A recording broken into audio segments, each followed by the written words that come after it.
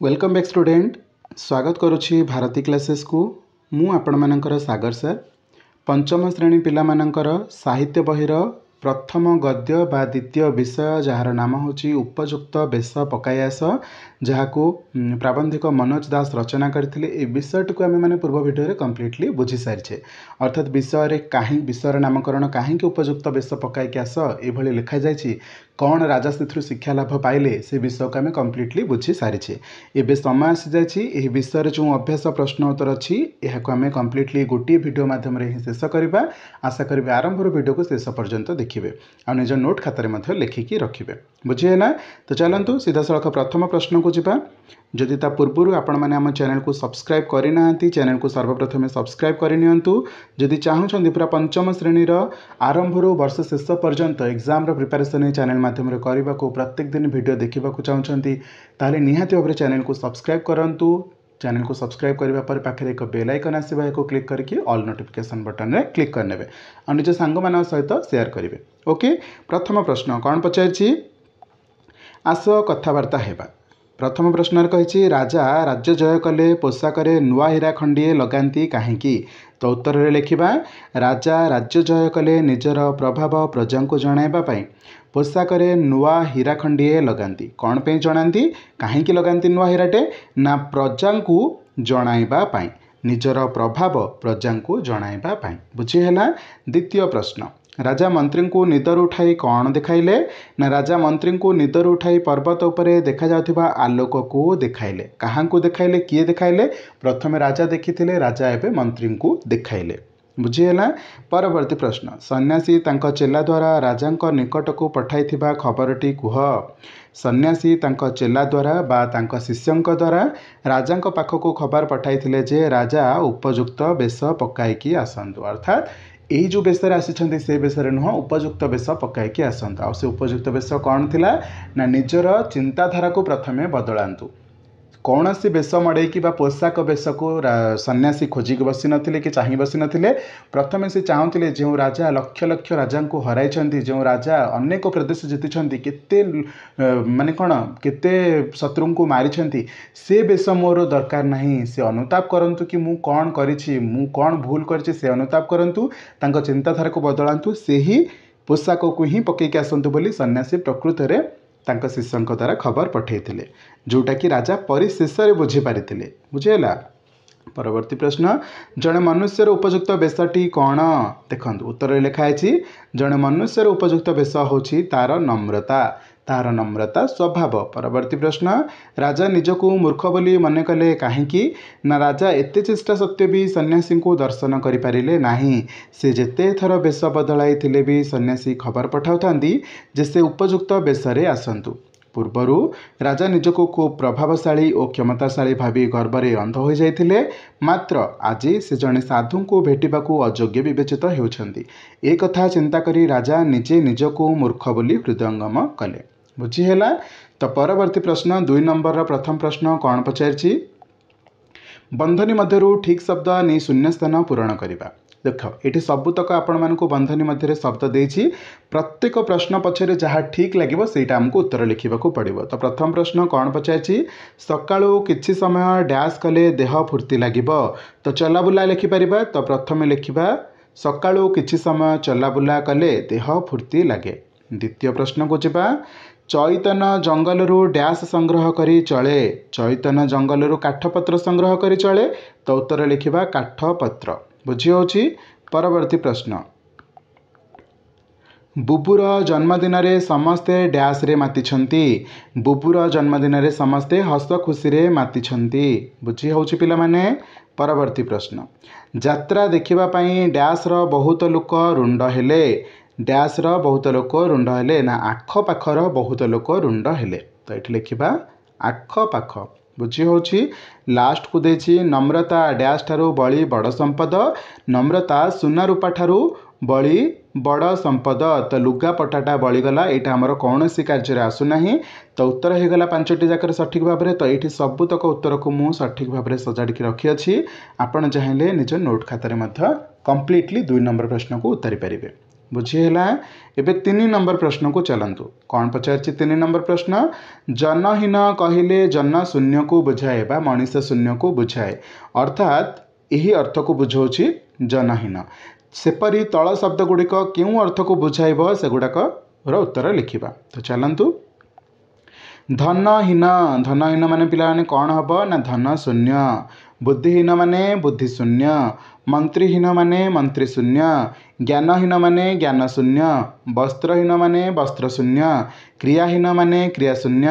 भक्तिहीन माने भक्ति शून्य। अर्थात जे शब्द रे हीन लगी से शब्दर अर्थ को आम शून्य लगेकी ही प्रकाश करिपरिबा। बुझीगला।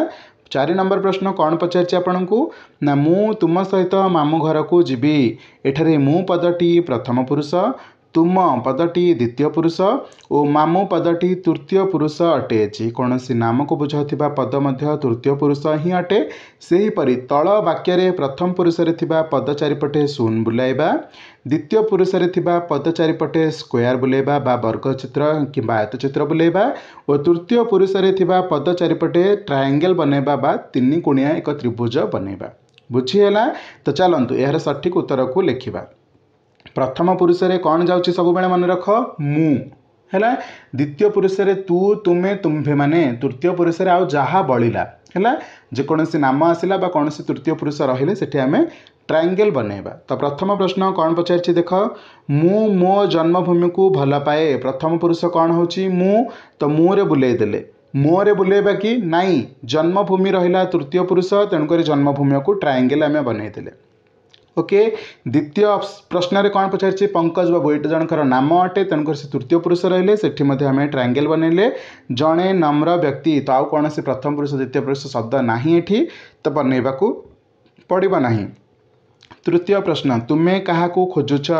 तुमे माने कौन द्वितीय पुरुष, मु हूँ प्रथम पुरुष, तू तुमे तुम्हें माने हूँ द्वितीय पुरुष। तो ये तुमे रहिला तेणुक आम लिखिले द्वितीय पुरुष, तेणुक स्क्वायर बा वर्गचित्र बा आयतचित्र आम बनाऊे। घ प्रश्न, आपण को मु किछि कहिबी। आपण को मु किछि रे मुटा हो जाउछि प्रथम पुरुष, तेणुक मु रे आम गोल बुलाई देले, किंतु आपण को माने तुमको बा तुम्भे, आपण को माने कहा जे सामने अच्छी तुम्हें बा तुम्हें जोटा को आम संबोधन करछे, तो से द्वितीय पुरुष को बुझेला, तेणुक आम द्वितीय पुरुष को स्क्वायर बा आयतचित्र बनई देले। बुझी होची।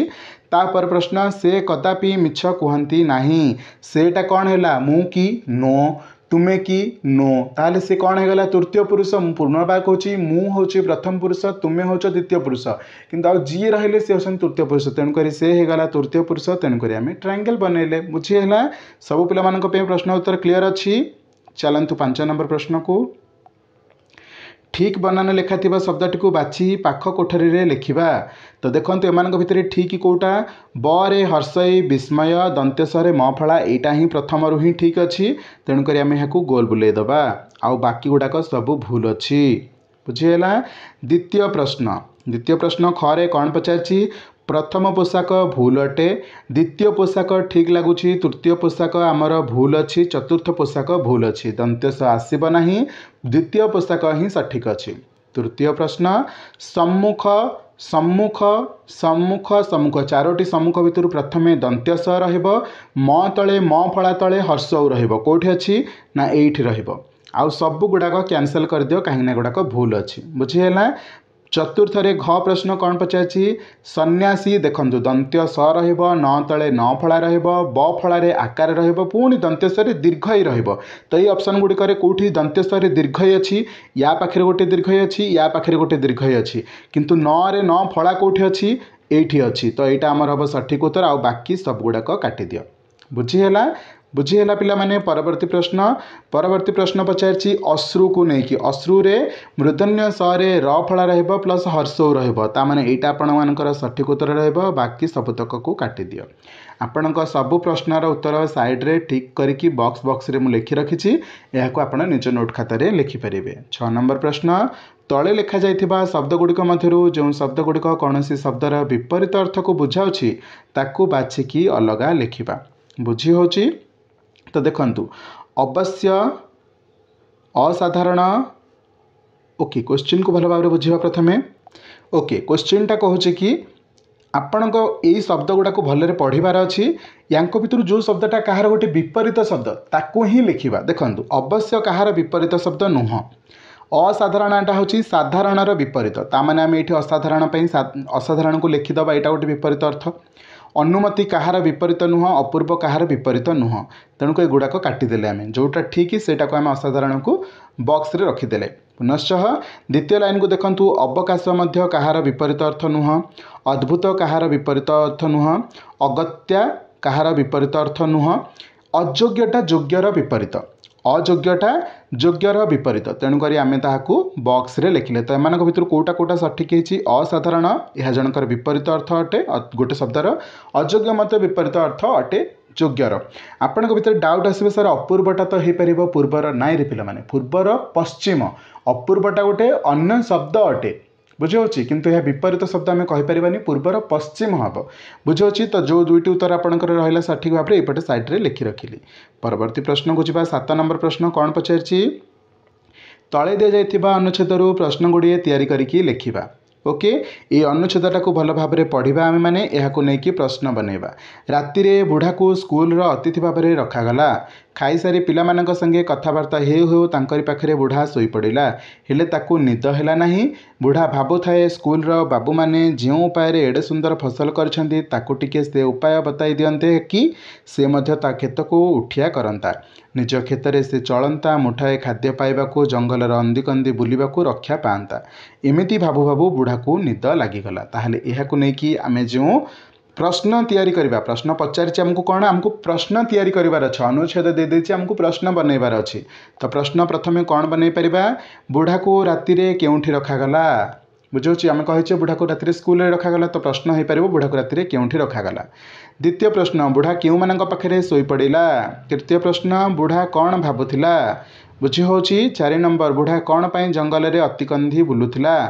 5 ନମ୍ବର, ସେ କିପରି ଚଳନ୍ତା ବୋଲି ଇଚ୍ଛା କରୁଥିଲା। ଏଭଳି 5ଟି ପ୍ରଶ୍ନ ଆମେ ବନେଇ ପାରିଲେ। 8 ନମ୍ବର ପ୍ରଶ୍ନକୁ ଯିବା। ଓକେ, କ'ଣ ପଚାରିଛି? ତଳ ପ୍ରଶ୍ନ ଗୁଡ଼ିକର ଉତ୍ତର ବାଛିକି ଲେଖିବା, ଉତ୍ତର ଭାବିକି ଲେଖିବା। ତ ପ୍ରଶ୍ନ କ'ଣ ପଚାରିଛି ଭଲ ଭାବରେ ବୁଝ। ଅର୍ଦ୍ଧରାତ୍ର ସମୟରେ ରାଜା କିପରି ଆଲୋକ ଦେଖିବାକୁ ପାଇଲେ? ନା ଅର୍ଦ୍ଧରାତ୍ର ସମୟରେ ରାଜା ଏକ ଅଦ୍ଭୁତ ନୀଳାଭ ଆଲୋକ ଦେଖିବାକୁ ପାଇଲେ। ନୀଳାଭ ମାନେ ନୀଳ ରଙ୍ଗର ଏକ ଆଲୋକ ଦେଖିବାକୁ ପାଇଲେ। ଦ୍ୱିତୀୟ ପ୍ରଶ୍ନ, ମନ୍ତ୍ରୀଙ୍କ ଉତ୍ତରରୁ ରାଜା କ'ଣ ବୁଝିପାରିଲେ? ନା ମନ୍ତ୍ରୀଙ୍କ ଉତ୍ତରରୁ ରାଜା ବୁଝିଲେ ଯେ ଆଲୋକର ଯେଉଁ ବିଶେଷତ୍ୱ ସେ ଦେଖୁଛନ୍ତି ମନ୍ତ୍ରୀ ତାହା ଦେଖିପାରୁନାହାନ୍ତି। ବୁଝିହେଲା? ତେଣୁକରି ସେ ସମୟରେ ସେ ରାଜା ମନ୍ତ୍ରୀଙ୍କୁ କହିଥିଲେ, ଯାଅ ତୁମେ ବିଶ୍ରାମ ନିଅ, ମୁଁ ବରଂ ଦେଖୁଛି।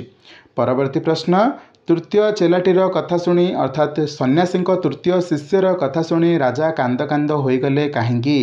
ଉତ୍ତରରେ ଲେଖିବା, ତୃତୀୟ ଚେଲାଟିର କଥା ଶୁଣି ରାଜା କାନ୍ଦ କାନ୍ଦ ହୋଇଗଲେ କାରଣ ସେ ସନ୍ନ୍ୟାସୀଙ୍କୁ ଦେଖା କରିବା ପାଇଁ ବାରମ୍ବାର ବେଶ ବଦଳାଉଥିଲେ ମଧ୍ୟ ସନ୍ନ୍ୟାସୀ ତାଙ୍କୁ ଦର୍ଶନ ଦେଉନଥିଲେ। ପ୍ରଶ୍ନ ଘ, କେଉଁ ସବୁ କାର୍ଯ୍ୟ ପାଇଁ ରାଜା ନିଜକୁ ଅଯୋଗ୍ୟ ବୋଲି ମନେ କରିଥିଲେ? ଉତ୍ତରରେ ଲେଖିବା, ସେ ବହୁତ ରାଜ୍ୟ ଜୟ କରିଥିଲେ। କିଏ? ରାଜା ବହୁତ ରାଜ୍ୟ ଜୟ କରିଥିଲେ, ଅନେକ ଲୋକଙ୍କ ମୁଣ୍ଡ କାଟ କରିଥିଲେ, ନିଜକୁ ବହୁତ ପ୍ରଭାବଶାଳୀ ଓ କ୍ଷମତାଶାଳୀ ଭାବୁଥିଲେ ମଧ୍ୟ ସାଧୁଙ୍କ ଦର୍ଶନ ପାଇପାରୁନଥିବାରୁ ନିଜକୁ ଅଯୋଗ୍ୟ ବୋଲି ମନେ କରିଥିଲେ। ବୁଝିହେଉଛି? 8 ନମ୍ବର ପ୍ରଶ୍ନର ଶେଷ ପ୍ରଶ୍ନ ବା ଉଁ ପ୍ରଶ୍ନ କ'ଣ ପଚାରିଛି? କେଉଁ ବେଶରେ ମଣିଷ ଅଧିକ ସୁନ୍ଦର ଲାଗେ? ଉତ୍ତର ଲେଖିବା, ନମ୍ରତା ଯୁକ୍ତ ବେଶରେ ମଣିଷ ଅଧିକ ସୁନ୍ଦର ଲାଗେ। ଯେଉଁ ବ୍ୟକ୍ତିର ପାଖରେ ନମ୍ରତା ସ୍ୱଭାବ ଅଛି ସେହି ସ୍ୱଭାବ ବା ସେହି ବେଶଟି ମଣିଷକୁ ଅତୀବ ସୁନ୍ଦର ଲାଗେ। ଏବେ 9 ନମ୍ବର ପ୍ରଶ୍ନରେ ଆପଣଙ୍କୁ କ'ଣ ପଚାରିଛି? ଏଗୁଡ଼ାକ ଆମକୁ ସରଳ ଅର୍ଥ କରିକି ଲେଖିବାର ଅଛି ବା ସରଳ ଅର୍ଥ ବୁଝେଇକି ଲେଖିବା। ତ ଆପଣମାନେ ଏହାକୁ ସ୍କ୍ରିନଶଟ୍ ନେଇଯିବେ, ବିକଜ ଏଗୁଡ଼ାକ ଡିସ୍କସନ୍ କଲେ ସଫିସିଏଣ୍ଟ ଟାଇମ୍ ଦରକାର ହେବ, ଆପଣଙ୍କ ପେସେନ୍ସ ରହିବନି। ତ 8 ନମ୍ବର ପ୍ରଶ୍ନ ପଚାରିଛି, ପୁଅ ଏ ବେଶରେ ତୁମେ କେଡ଼େ ସୁନ୍ଦର ଦିଶୁଛ। ଏହି ପ୍ରଶ୍ନର ସରଳ ଅର୍ଥ ଆପଣଙ୍କ ସାମ୍ନାରେ ଅଛି, ସ୍କ୍ରିନଶଟ୍ ନେଇଯାଅ। ଏହାର ଆଉ କିଛି ପର୍ସନ୍ ଅଛି, ଏହାକୁ ମଧ୍ୟ ସ୍କ୍ରିନଶଟ୍ ନେଇଯାଅ। ଏବେ ଆମେ ଚାଲନ୍ତୁ 10 ନମ୍ବର ପ୍ରଶ୍ନକୁ ଯିବା। ବୁଝିହେଉଛି ପିଲାମାନେ? ସ୍କ୍ରିନଶଟ୍ ନେଇଗଲ। 10 ନମ୍ବରକୁ ଚାଲନ୍ତୁ। ପ୍ରଶ୍ନ ପଚାରିଛି, ତଳେ କେତେ ଗୁଡ଼ିଏ ଶବ୍ଦ ଦିଆଯାଇଛି। ପ୍ରତ୍ୟେକ ଶବ୍ଦ ପାଇଁ ଦିଆଯାଇଥିବା ଅର୍ଥ ଗୁଡ଼ିକ ମଧ୍ୟରୁ ଠିକ୍ ଅର୍ଥଟି ବାଛିବା ଏବଂ ତାକୁ ନେଇ ବାକ୍ୟ ଗଠନ କରିବା। ବୁଝିହେଲା? ଉଦାହରଣରେ ଦେଇଛି ଅବନୀ। ଅବନୀ ମାନେ ପୃଥିବୀ। ପୃଥିବୀ ଆମ୍ଭମାନଙ୍କର ମା' ପରି। ଅବନୀ ମାନେ କ'ଣ? ପୃଥିବୀ। ତ ସେଇଭଳି ଆମକୁ ତାର ଶବ୍ଦର ଅର୍ଥ କାଢ଼ିବାର ଅଛି ଏବଂ ତାକୁ ନେଇକି ବାକ୍ୟ ଗଠନ କରିବାର ଅଛି। ତ ପ୍ରଥମ ପ୍ରଶ୍ନ, ଦୃଷ୍ଟିଗୋଚର। ଆଖି ବୁଜିକି ଦେଖିବା, कल्पना देखिबा परिष्कार भाव देखिबा ता अर्थ कौन हम ना परिष्कार भाव देखिबा दृष्टिगोचर माने कौन परिष्कार भाव देखिबा या वाक्य गठन करबा परिष्कार भाव देखा नहीं कुहुड़ी मध्य दे किछि जानवाहन परिष्कार भाव देखि हुए नाही बुझीगला। द्वितीय प्रश्न अगत्या अगत्या माने कौन हम पिला माने अन्य गति नथिबारु तो आम लिखा अन्य गति नथिबारु बाकी दुईटी जाक भूल हो जमी बाकी दुईटी जाक भूल थिला एठी द्रुत गति दुर्गति गुड़ाक भूल अटे अन्य गति नथिबारु बा अन्य बाट नथिबारु तो उत्तर कौन लिखा बाक्य गठन में सुनयना अन्य गति नथिबारु शून्य हस्तरे घर को फेरिला बुझी होछि। 3 नंबर प्रश्न बा 10 नंबर ग उद्धत उद्धतर अर्थ कौन अवनीत अवनीत हो यार सठिक उत्तर बाकी दुईटा को काटिदेली यह वाक्य गठन में लिखिले अविनीत लोक मानू केही सम्मान दियंती नहीं अविनीत लोक मानू केही सम्मान दियंती नहीं बा सम्मानित करती नहीं। परवर्ती प्रश्न घ प्रश्न कौन पचारि परिधेय परिधेयर अर्थ कौन पिला माने जोटा आम पिंधिचे जहाँ पिंधा जाइथिबो तो आम पिंधा जाइथिबाटा को स्क्वायर करदेबा बाकी दुईटा जाक काटिदेबा या नहीं वाक्य गठन लिखा जनक द्वारा पिंधा जाइथिबा पोशाक को अन्य जड़े व्यवहार करने अनुचित अटे बुझीगला।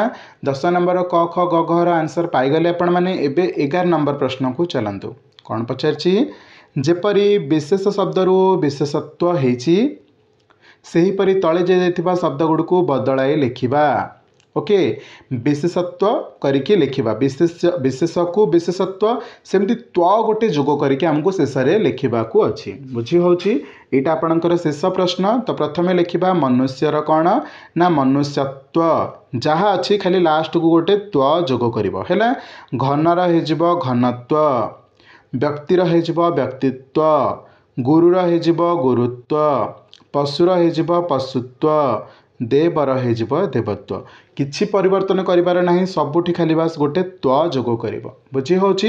ये थिला आपण मानकर 1 नंबर ठारू 11 नंबर पर्यंत जहाँ कि आपण बही रे अभ्यास प्रश्न उत्तर थिला सबुतक प्रश्न उत्तर आलोचना कली आशा करछि आपण मानकु वीडियो बहुत बढ़िया लागिथिबो। तो जीवा पूर्व चैनल को सब्सक्राइब करेंगे सबु सांग मानक सहित बहुत मात्रा रे शेयर करेंगे ताकि आम सबुदिन यही चैनल माध्यम पंचम श्रेणी सबुदिन गोटी गोटी वीडियो कि जोड़े जोड़े वीडियो डेली अपलोड करवा आपणकर वर्ष शेष पर्यंत एग्जाम प्रिपरेशन करवा। देखा एक नुआ video thank you so much पिला माने भिडियो को आरंभ शेष पर्यंत देखि पुणी थरे कहि रखुछि जय जगन्नाथ।